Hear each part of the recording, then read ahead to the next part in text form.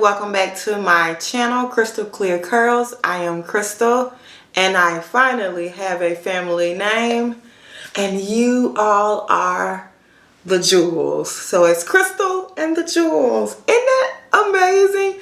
Thank you so much, Jackie Johnson, who is my classmate.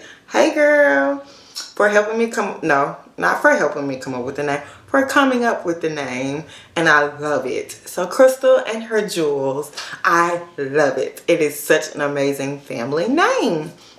So here we are back again. If you are new here, welcome. And how about you join the Jewel family gang by clicking that subscribe button, and you can click that little notification bell if you would like to be reminded of any time that I post a video. Today I'm going to be recreating this style by the Natural Jess. She's one of my IG curl friends, and it is a protective style that as soon as I saw it, I saved it because I knew I need that in my life.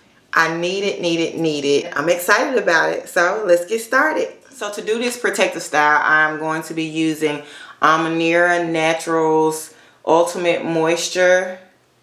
And it is a leave-in conditioner, but I'm hoping that it acts more like a styler. But I am putting my hair up, so I think even if it's just a leave-in conditioner, I think it'll be fine.